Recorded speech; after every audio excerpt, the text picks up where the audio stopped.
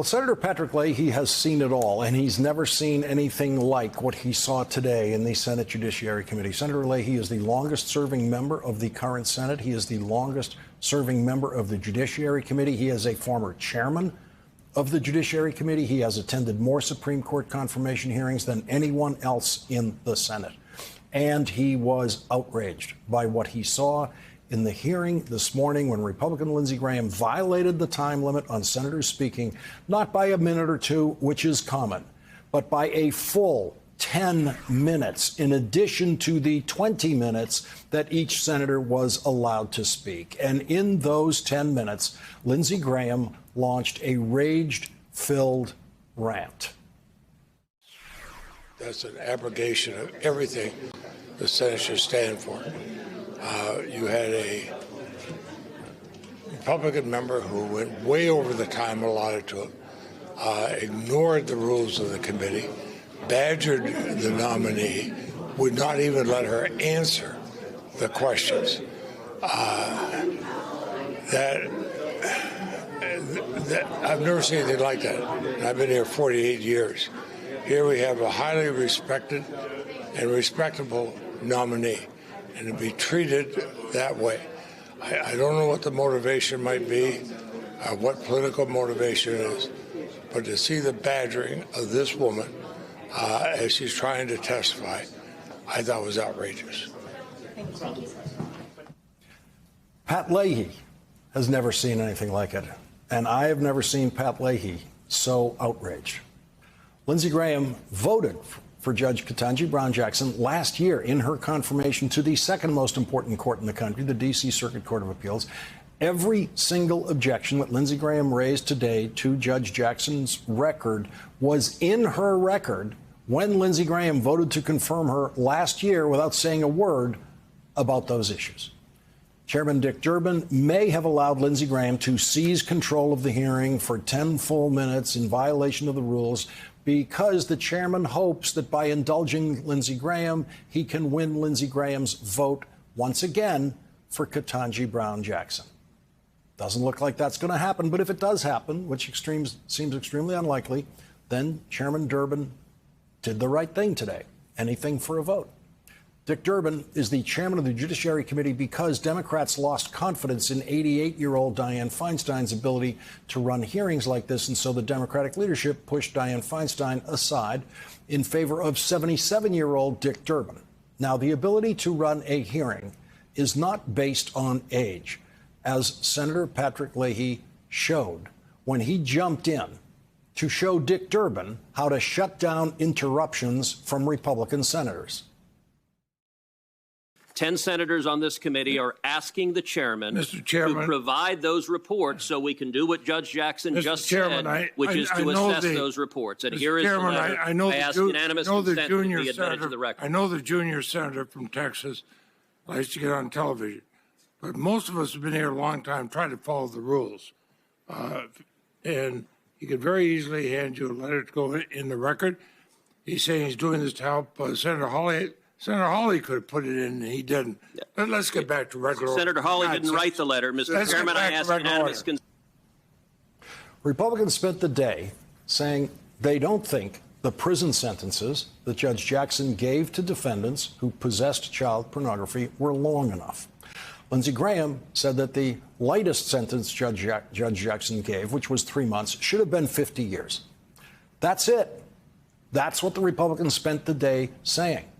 Something that took me less than a minute to say just now. But it is literally a one-sentence objection that they have to Judge Jackson. It can be spoken in one sentence.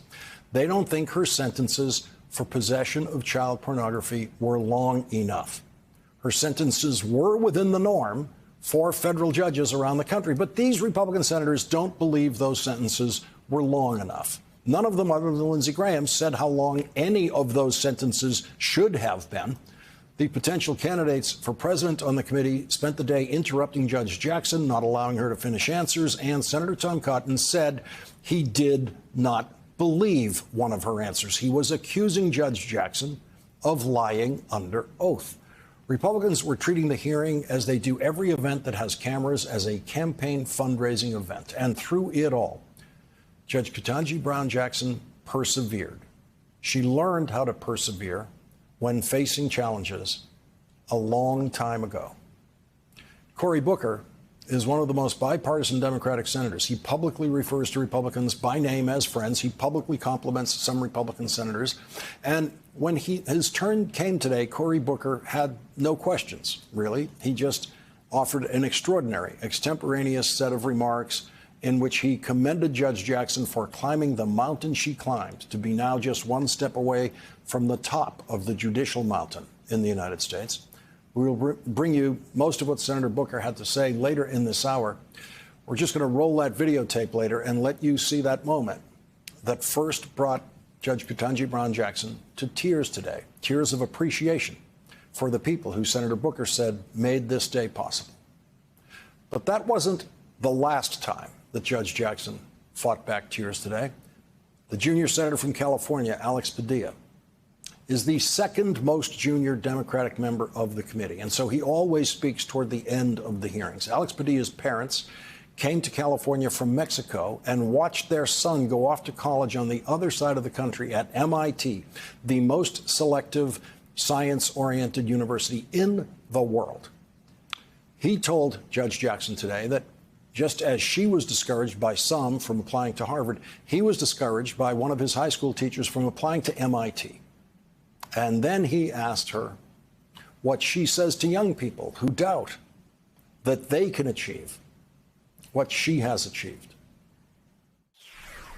I hope to inspire people to try to follow this path because I love this country, because I love the law,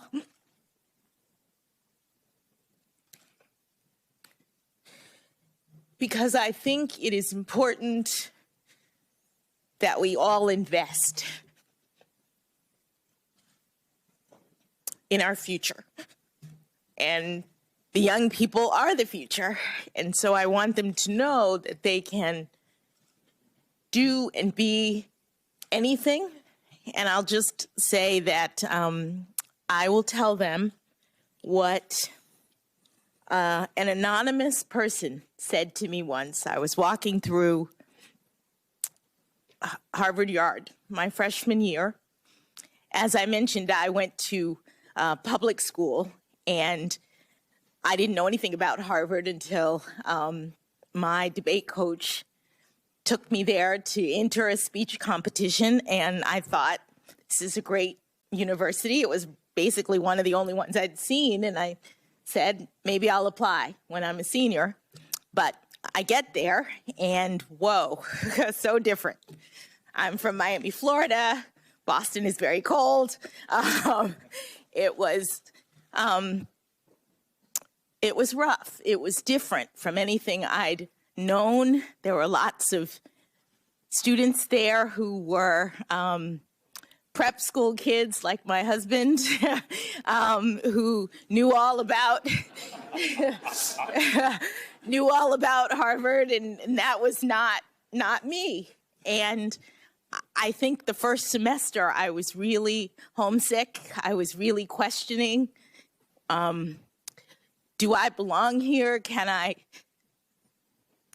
make it in this environment? And I was walking through the yard in the evening, and a Black woman I did not know was passing me on the sidewalk. And she looked at me, and I guess she knew how I was feeling. And she leaned over as we crossed and said, "Persevere."